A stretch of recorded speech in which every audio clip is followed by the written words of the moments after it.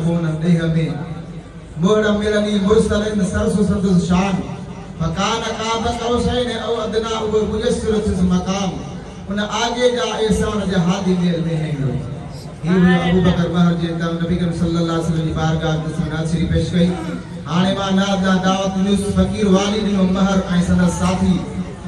मुनीर अहमद महर के अर्ज कम दुस्त नबी करीम सल्लल्लाहु अलैहि वसल्लम की बारगाह में सना श्री पेश कम नारे तकबीर नारे रिसालत या रसूल अल्लाह नारे खिलाफत हक नारे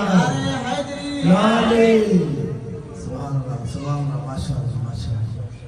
जज़ाकल्लाह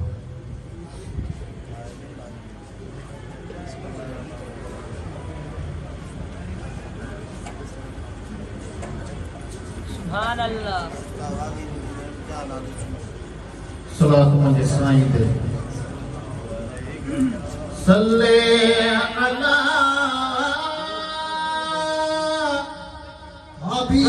हबीबना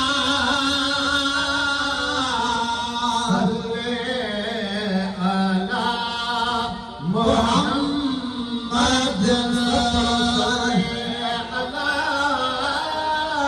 शहीदना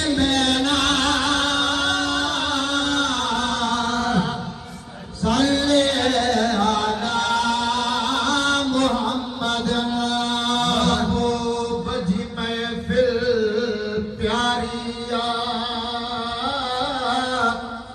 सुभान अल्लाह हसनात पढ़ूं तू सलात के पढ़ सुभान अल्लाह ऐ थी गई रहमत जारिया हसनात पढ़ूं तू सलात के पढ़ो इंदा महफिल में साई कदम खड़ी वेदा दोह गुनाह सभिल जा छड़ी ही जमात किस्मत वारिया असनात पढ़ूं तू सलात के पढ़ो सल्ले अला मेना सल्ले अला मुहम्मद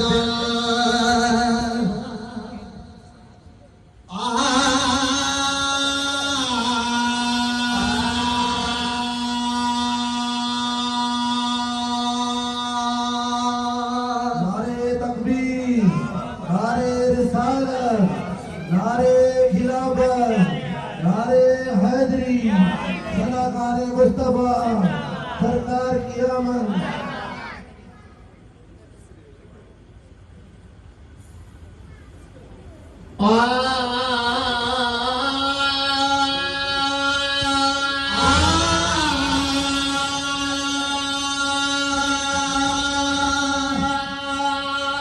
ना सोहने सतोरिया फलिया रात में ना सोहने सतोरिया फलिया रात में आयो महबूब आमे फिले नात में आयो महबूब आमे फिले नात में आयो महबूब आमे फिले नात में आया सोहने सतोरिया फलिया रात में ना सोहने आयो महबूब आमे फिले नात में आयो महबूब आमे फिले नात में आयो महबूब आमे फिले नात में आयो मदीना आयो मालिक आगे शाह मदीना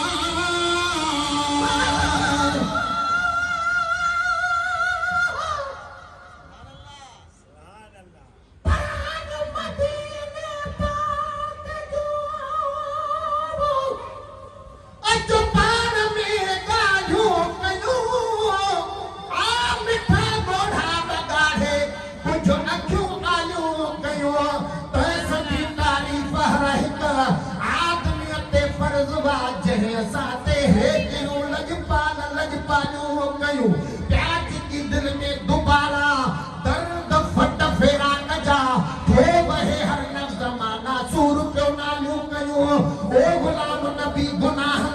में दिलियूं कारियूं कटियल पार रहम करम सां धोई पुनर पहाड़ियूं कयूं आया